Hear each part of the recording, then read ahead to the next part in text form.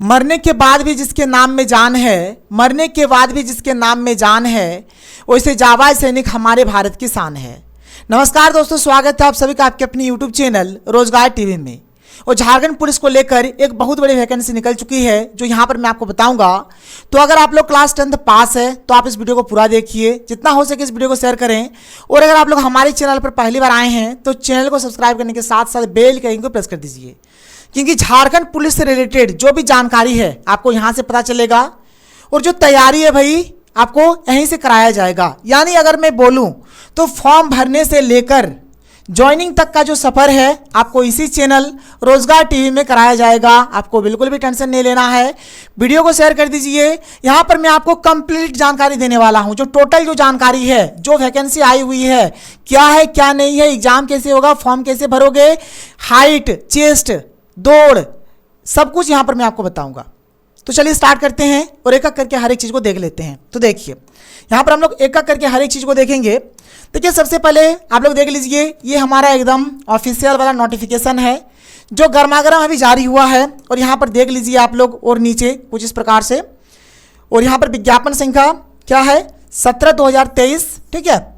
और अभी हमारा गर्मागर्म झारखंड पुलिस का ये जो नोटिफिकेशन है ये जारी हुआ है। इसके बाद अगर हम लोग आगे चलें, आगे देखें, तो आप देख सकते हैं यहाँ पर ये जो फॉर्म भराएगा, कैसे भराएगा भाई, तो फॉर्म आपका ऑनलाइन भराएगा। फॉर्म को कैसे भरोगे, ऑनलाइन भरोगे। यहाँ पर जो हमारा जेएसएससी का जो ऑफिशियल वेबसाइट है आपको यहाँ पर जाना पड़ेगा। देख लो, ये जो ऑफिशियल वेबसाइट है ना www.jssc.nic.in, यहाँ पर जाकर आप लोग फॉर्म को भरोगे।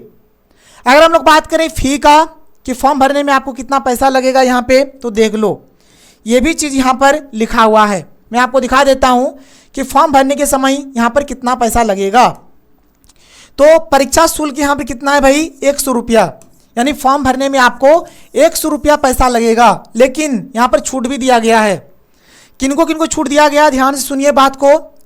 देखो, जो हमारे SC/ST है, जो SC/ST है, उन लोगों को मात्र यहाँ पर 50 रुपया लगेगा। उन लोगों को मात्र यहाँ पर 50 रुपया लगेगा। बाद बाकी हर एक को यहाँ पर 100 रुपया लगेगा फॉर्म भरने में, ठीक है।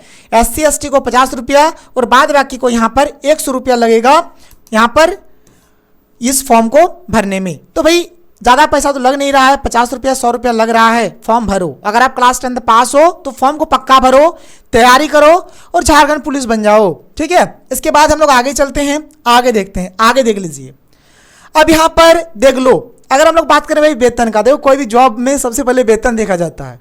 तो देखो वेतन का बात करें यहाँ पर, तो ये हमारा लेवल 3 का जॉब है। ये हमारे लेवल 3 के जॉब है। और इसमें जो वेतन है 21,700 से लेकर 69,100 रुपया तक ये आपको वेतन मिलेगा। ये वेतन है, देख लो, 21,700 से लेकर 69,100 रुपया तक यहाँ पर आपको वेतन दिया जाएगा।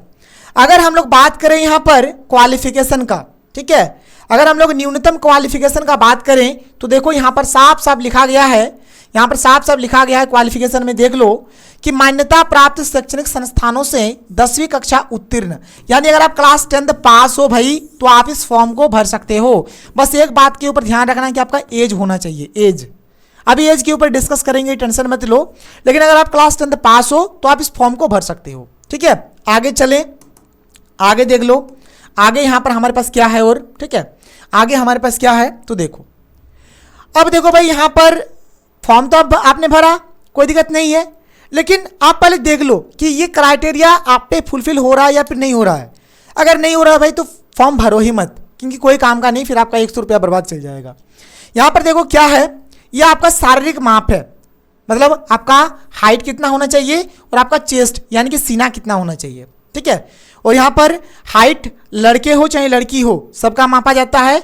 और चेस्ट जो है केवल लड़के लोगों का मापा जाएगा, लड़कियों का मापा नहीं जाता है। तो देखो यहाँ पर देखो शारीरिक माप जो यहाँ पर आपका होना चाहिए, यानी ऊंचाई यानी हाइट कितना होना चाहिए, और सीना यानी चेस्ट कितना होना चाहिए। और ये सेंटीमीटर में यहाँ पर दिया गया है, यहाँ पर सेंटीमीटर में दिया गया है। कम से कम इतना होना ही चाहिए, इससे ज़्यादा होगा तो कोई दिक्कत नहीं है, लेकिन इससे कम नहीं होना चाहिए।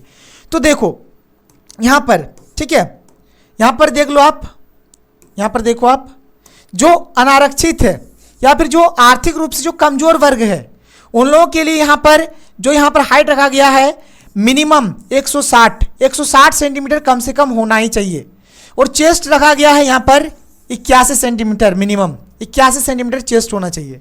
उसके बाद अनुसूचित जनजाति और अनुसूचित जाति, यानी अगर हम लोग बात करें SC ST का कितना होना चाहिए, तो यहाँ पर हाइट होना चाहिए कम से कम 155 सेंटीमीटर। 155 से कम है तो भाई मत भरो फॉर्म को, लेकिन 155 से अगर ज़्यादा है तो आप भरो फॉर्म को। तो कम से कम 155 होना ही चाहिए, तो हाइट 155 होना चाहिए और चेस्ट यहाँ पर 79 सेंटीमीटर यानी कि 79 सेंटीमीटर यहाँ पर आपका होना चाहिए। हमारे जो अत्यंत पिछड़ा वर्ग है और जो हमारा पिछड़ा वर्ग है, यानी बोला जाए तो BC1 और BC1 और BC2 के जो भी मतलब स्टूडेंट्स है, यहाँ पर हाइट होना चाहिए कम से कम 160 सेंटीमीटर और चेस्ट होना चाहिए भाई 81 सेंटीमीटर, 81 सेंटीमीटर होना चाहिए। और जो महिलाएं हैं, महिलाओं के लिए यहाँ पर जो हाइट है 148 सेंटीमीटर होना चाहिए और इनका सीना यानी कि चेस्ट नहीं मापा जाएगा। साफ साफ लिखा है कि मापा नहीं जाएगा, माप नहीं किया जाएगा, वही बात हुआ। ठीक है, कोई दिक्कत कोई प्रॉब्लम नहीं है, तो इस चीज़ का आप ध्यान रखना। उसके बाद देखो भाई, इसके बाद देख लो और यहाँ पर क्या दिया गया है, यहाँ पर और क्या दिया गया है देखो कि अभ्यर्थियों के शारीरिक बनावट में मुड़ा घुटना नहीं होना चाहिए, धनु पैर, समतल पैर, स्पित सिरा, उंगलियों का उचित ढंग से नहीं घूमना, दृष्टि दोष, कलर ब्लाइंडनेस, ठीक है, रतौंधी आदि की चिकित्सीय जांच की जाएगी। ये सब का जांच होगा, ठीक है, ये मेडिकल में आप लोगों का चेकअप होता है ये सब चीज़। तो ये सब चीज़ भाई, अगर ये सब चीज़ है तो भाई आपको थोड़ा प्रॉब्लम है, कभी कभार नसीब साथ देता है तो मिल भी जाता है, लेकिन ये सब चीज़ में थोड़ा प्रॉब्लम हो सकता है। उसके बाद देखो, उसके बाद हम लोग बात करते हैं थोड़ा सा यहाँ पर एज देखो, एज देख लो। एज का अगर बात करें भाई, उम्र, अगर आपका इतना उम्र है तो आप फॉर्म भरो, नहीं है तो भाई आप मत भरो। तो यहाँ पर कम से कम 18 वर्ष तो होना ही चाहिए, 18 वर्ष होना चाहिए।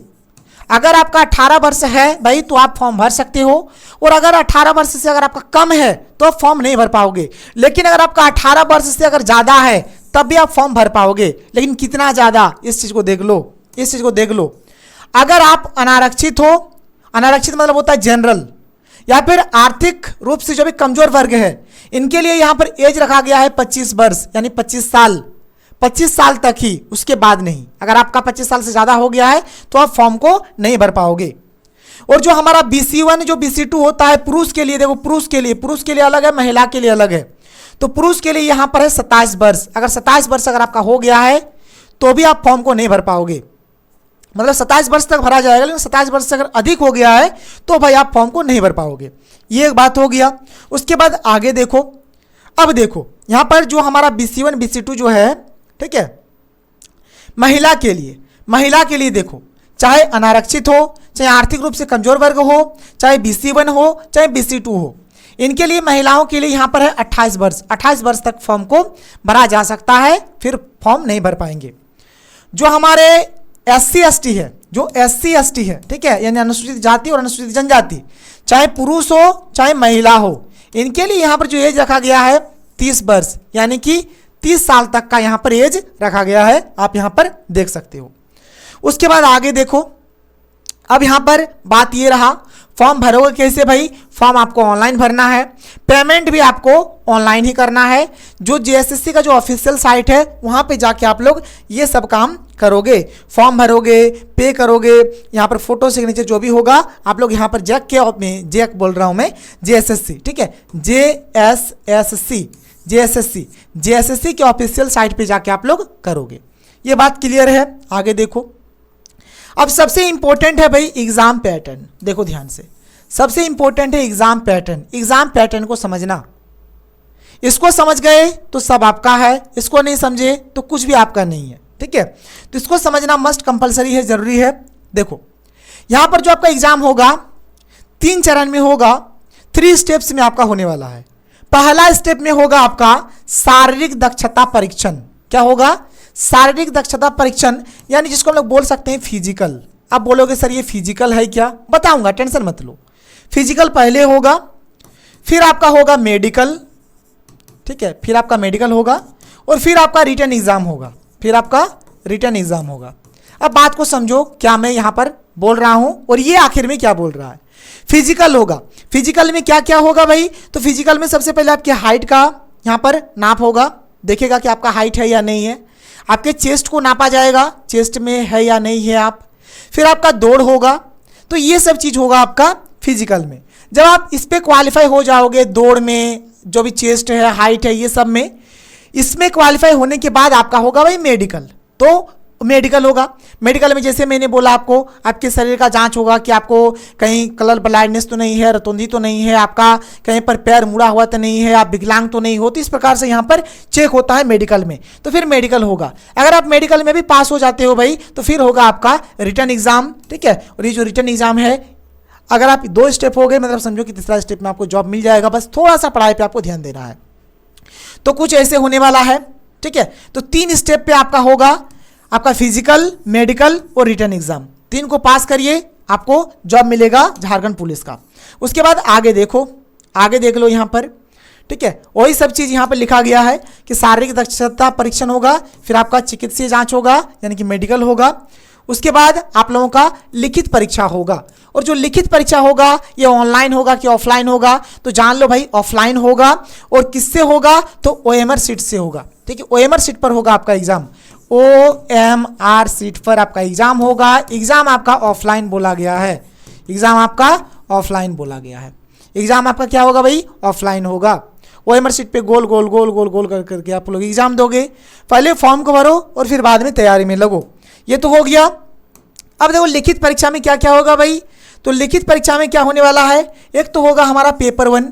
इसमें आप कोई भी क्षेत्रीय भाषा या फिर जनजातीय भाषा रख सकते हो, जैसे हिंदी, इंग्लिश, संस्कृत, उर्दू, संथाली, बांग्ला, मुंडारी हो, खड़िया, कुड़ुक, कुरमाली, खोटा, नागपुरी, पंचपरगनिया, उड़िया, ये सब में से कोई भी एक भाषा को रख सकते हो। ये केवल आपका क्वालिफाइंग है, ठीक है। पेपर जो आपका 1 है में 30% न्यूनतम अंक प्राप्त करना अनिवार्य होगा। तो इसमें भाई 30% आपको नंबर चाहिए। और वेरी ईजी है, बहुत आसान है, टेंशन मत लो। पैसेज वगैरह सही आप लोग यहाँ पर 30% नंबर आराम से उठा लोगे। बहुत आसान है, टेंशन लेने वाली बात यहाँ पर है ही नहीं। तो ये हो जाएगा पेपर 1। पेपर 1 में कोई भी आपको क्षेत्रीय भाषा या फिर जनजातीय भाषा आपको रखना पड़ेगा पेपर 1 में। पेपर 1 में पेपर 2, पेपर 2 क्या कहता है देखो ध्यान से। पेपर 2 में बोला गया है कि इस पत्र के 2 भाग होंगे। भाग 1 हिंदी भाषा से संबंधित होगा, जिसमें प्रश्नों की संख्या 50 होगी।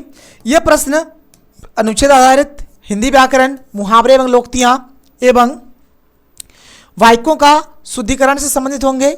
भाग 2 में 25 प्रश्न सामान्य ज्ञान से तथा 25 प्रश्न न्यूमेरिकल एबिलिटी से संबंधित होंगे। परीक्षा अवधि 2 घंटा और कुल 300 होंगे प्रश्न। और परीक्षा का जो लेवल होगा, क्वेश्चंस जो पूछा जाएगा, कहाँ से पूछा जाएगा भाई, तो 10th लेवल से पूछा जाएगा। 10th क्लास का जो लेवल है उसी के अकॉर्डिंग आपका यहाँ पर पूछा जाएगा। फिर आगे देखो, यहाँ पे क्या है कि सभी पत्रों की परीक्षा में सभी प्रश्न वस्तुनिष्ठ एवं बहुविकल्पीय यानी कि ऑप्शन वाले होंगे, ठीक है। और एक प्रश्न पर आपको 3 नंबर दिया जाएगा। और अगर आप कोई भी मतलब गलत करोगे, ठीक है, एक क्वेश्चन में देखोगे, एक क्वेश्चन में आपको 3 नंबर यानी कि 3 मार्क्स मिलेंगे। और कोई भी क्वेश्चन अगर आप एक क्वेश्चन गलत करते हो तो आपका 1 नंबर काट लिया जाएगा, 1 नंबर काट लिया जाएगा। मतलब देखो यहाँ पर एग्जाम आपका कैसे हो रहा है, मैं आपको फिर से एक बार समझा देता हूँ। ध्यान से आप सुन लो, समझ लो, जान लो, देख लो, ठीक है। यहां पर देखो सबसे पहला बात भाई, आपका 2 पेपर होगा, पेपर 1 और पेपर 2। पेपर 1, ठीक है। पेपर 1 में बहुत सारा भाषा है, जो क्षेत्रीय भाषा है, जनजातीय भाषा है, आपको कोई सा भी एक चुनना है, उसका एग्जाम देना है। इसमें मात्र आपको 30% नंबर लाना है और ये अनिवार्य है, जरूरी है, तभी आपका आगे चेक होगा, नहीं तो आपका चेक नहीं होगा। इसके बाद हमारा आता है पेपर 2। उसके बाद हमारा क्या आता है, पेपर 2। पेपर 2 में क्या होगा भाई, देखो पेपर 2 में क्या होगा, हिंदी से आपका 50 क्वेश्चन रहेगा, हिंदी से आपका 50 क्वेश्चन रहेगा, ठीक है। उसके बाद, ठीक है, इसमें 2 पार्ट रहेगा। एक तो पार्ट 1 हो गया, पार्ट 1 हमें आपको हिंदी मिलेगा। पार्ट 2 में क्या मिलेगा, देखो 25 प्रश्न का जीके मिलेगा, जीके का 25 क्वेश्चन, जीके का 25 क्वेश्चन। फिर 25 का आपको न्यूमेरिकल एबिलिटी मिलेगा, ठीक है, न्यूमेरिकल एबिलिटी जो होगा आपका, फिर 25 क्वेश्चन। यानी टोटल यहाँ पर देख लो भाई, 50, 25, 75 और 25, 100, यानी टोटल आपका 100 क्वेश्चन रहेगा। और एक क्वेश्चन में आपको 3 नंबर दिया जाएगा, तो 100 क्वेश्चन में आपका हो जाता है टोटल 300 नंबर। यानी 300 नंबर का भाई आपका यहाँ पर एग्जाम होने वाला है। और देखो जैसे कि जीके में क्या सिलेबस है सर, न्यूमेरिकल एबिलिटी में क्या है सर, ये सब क्या है आगे बताया जाएगा, टेंशन मत लो, ठीक है। उसके बाद देखो ध्यान से, ये तो हो गया एग्जाम पैटर्न, आप लोग समझ गए। उसके बाद जो आपका यहाँ पर जो फिजिकल होगा, फिजिकल में देखो जो दौड़ है ना, फिजिकल में जो दौड़ है इसके लिए जान लो, इसमें क्या है भाई, इसमें देखो पुरुषों के लिए 10 किलोमीटर 60 मिनट में, यानी कि 60 मिनट बोला जाए तो 1 घंटा, 1 घंटा में कितना दौड़ना है, तो 10 किलोमीटर दौड़ना है। बस आराम से जाओ दौड़ो 10 किलोमीटर 1 घंटा में, आपका क्लियर। महिलाओं के लिए भाई इसका आधा है, यानी कि 30 मिनट में, यानी कि आधा घंटा में 5 किलोमीटर दौड़ना है। तो आधा घंटा में 5 किलोमीटर दौड़ दोगे जहाँ तक मुझे लगता है, ठीक है। तो ये चीज़ हो जाएगा। उसके बाद भाई आपका देख लो यहाँ पे, उसके बाद आपका होने वाला है यहाँ पर जैसे चिकित्सा जांच, इसमें आपका देखो क्या क्या होगा, मैंने बता दिया ना। तो ये सब जो चीज़ मैंने शुरू में ही बताया कि आपका यहाँ पर रतौंधी आप देख पाते हो नहीं देख पाते हो, मुड़ा हुआ जो भी आपका घुटना वगैरह है, तो ये सब चीज़ का मेडिकल में आपका चेक होगा, ये सब चीज़ होगा, ठीक है। उसके बाद जो आपका मेरिट लिस्ट बनेगा, क्या मुख्य परीक्षा के आधार पर मेधा सूची का निर्माण, यानी मेरिट लिस्ट जो होगा वो मेन एग्जाम के आधार पर होगा। इसमें क्या है कि आयोग द्वारा आयोजित मुख्य परीक्षा के उपरांत विवरणिका की कंडिका 16.3 की टिप्पणी के अधीन प्रश्न पत्र 1 एवं 2 के विषयों के प्राप्तांक के योगफल के आधार पर सामान्य मेधा सूची तैयार की जाएगी और कोटिवार रिक्त पदों की संख्या के अनुसार अभ्यर्थियों का चयन किया जाएगा। यानी देखो भाई, आपका जो फिजिकल होगा, आपका जो मेडिकल होगा, बस उसमें अगर आप सिलेक्ट होते हो तो उसमें कोई आपको नंबर वगैरह नहीं मिलेगा। आपका जो मेन एग्जाम होगा पेपर 1 और पेपर 2 का, उस दोनों को जोड़ के आपको नंबर दिया जाएगा और उसी के अकॉर्डिंग आपका यहाँ पर मेरिट बनेगा, जो कि साफ साफ यहाँ पर बोला गया है। तो ये था हमारा आज का अपडेट, मैंने आपको हर एक चीज़ को विस्तार से और अच्छे से बताया। तो अगर आपको वीडियो पसंद है तो वीडियो को लाइक करिए, जितना हो सके वीडियो को शेयर करें, और अगर आप लोग हमारे चैनल पर पहली बार आए हैं तो चैनल को सब्सक्राइब कर दीजिए और साथ ही साथ बेल के आइकन को प्रेस करिए। तो चलिए मिलते हैं अगले वीडियो में। थैंक यू, जय हिंद।